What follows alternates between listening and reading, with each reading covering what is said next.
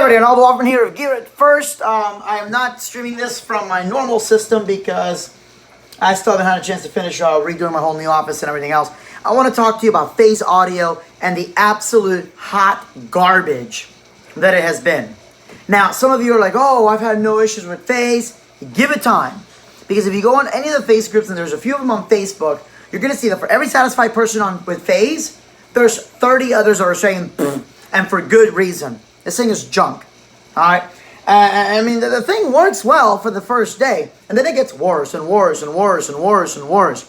So let me tell you about my Phase experience. First of all, you saw my live stream. You saw that, this crap didn't come with any instructions whatsoever. It had what they thought they were instructions, and I'm pretty technically inclined. Even then, a lot of it didn't make any sense. But part of it is because this was a new unit, and it looked like it was used because it was already paired, and it just didn't act right. So I had to literally reset everything, and then it finally worked. It literally took 2.5 hours to get this thing to finally work.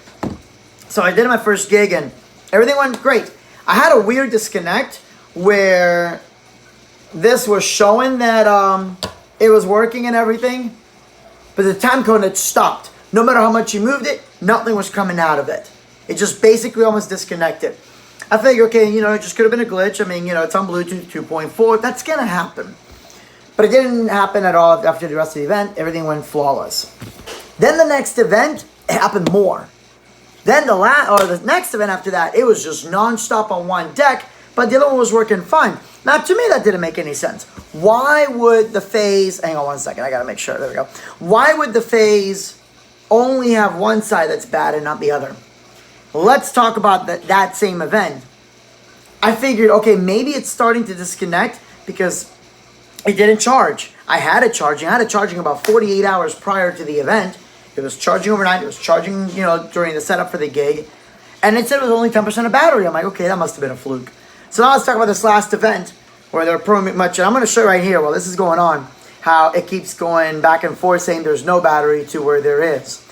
And, yeah, none of them would connect. Like halfway through, not even an hour, into the event, one side disconnected, and it kept disconnecting, and then it said the battery was low, like 10%, and then it died. Then the other side kept saying that it was like 50%, and it would disconnect, and it would not reconnect at all. I had to go back to vinyl. That's why I think anybody that's taking the tone arms out of their turntables is an absolute idiot, mouth breather, because there's no reason for you to take the turntables out of your tone arm, or to me, the tone arm out of your turntables, because this thing has not proven to be reliable. But that's a discussion for a different day. So now I'm trying to charge it. This guy here says that it's dead. That's what the fast blinking means. Now you see that it stops. Now this one's blinking fast. Now, here's where it gets really interesting. I'm going to go ahead and turn this around here. You can see my screen. It says 100%, 100%. Now, somebody even said, well, that should say that it's charging, but it doesn't say that it's charging. So I've done a soft reset, then I did a hard reset, then I let this drain. Now I'm going to take these out. Now you can see here that it's doing that back. This is just throbbing here. This one's finally connected. This one's just blinking back and forth. Now watch it. Watch it. Here we go. Ready? 40%, 82. Look at this. They're not even moving. Look at this horse crap battery right here, y'all. Seriously? You guys are going to spend $400 for this crap? This is ridiculous. Now, my dealer is absolutely incredible. And I contacted them like, look, we're going to get you taken care of. We are so sorry. They're apologizing. And I'll tell you in a minute why they're apologizing when they had nothing to do with it. It's just the dealer. And they're doing the best to get this replenished. But I'm going to leave these on hook for a second while I talk, okay? Thumbs up for my super cool mat my friend Victor gave me. But here's the thing, right? And I don't want to say their name because I don't want anybody thinking bad about the dealer. The dealer really had nothing to do with this. And if you're smart enough, you know who I ordered from.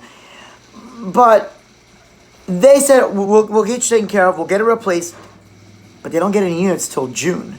And that's not just this dealer. That's any dealer.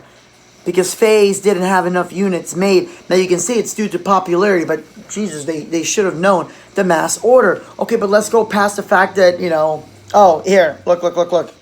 It's changing again. Now it says 81% and 39%. All right. I'm going to leave this here for a couple minutes and I'll put it back on the charge so you can see what happens. So here's why my dealer's apologizing. Phase is not contacting anybody at all.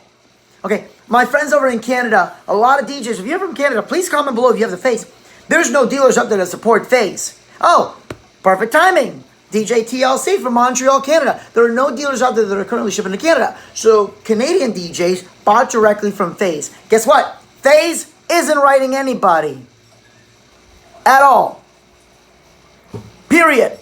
I've contacted them. No reply. I also contacted their marketing department, who was really fast to write back saying, oh, we're going to send out review units. Yeah, okay. Gag me with that bullet BS. Oh, we're going to, get you guys take care of, we're going to mail you the stuff so you can get your units. Yeah, okay. BS on that. They're so full of crap. But now, their marketing firm does not want to reply to any emails. Do not reply emails to anybody else. This is what I think is going to happen. And y'all be ready for this. And this is where dealers are going to get furious because their DJs are going to start doing chargebacks, because I guarantee you that FaZe is not going to correct these problems. They're going to take the money and run. This is MoviePass Part 2. I'm going to put money on it right now. These things are not working. I'm going to tell you why they don't work. First of all, I want to take this apart so badly. You guys really think there's a lithium polymer battery in here or a lithium ion battery that's worth a damn? Look at the size of this unit. Now, if you look at the iPhone, which I really can't show you one, but I do. Okay, here we go. Let's take the iPhone 7. Now, the bottom part of the iPhone 7 right here, that's a huge part. That's on one side is the Taptic motor, on the other side is the accelerometer.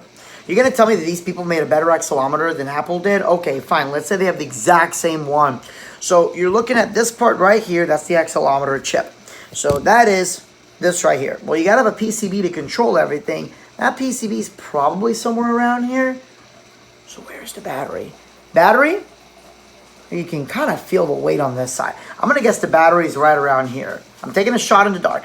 But it's probably a half-thin battery. I'll be done in like literally 30 seconds. I'm about to head out because my wife's got some delicious pork ready to go. But small battery. Small battery means it's not going to work. By the way, it's now almost dead at 78% and 37%, and these are hardly being used. So now, watch this. I'm going to connect them. And there we are. And it's randomly blinking.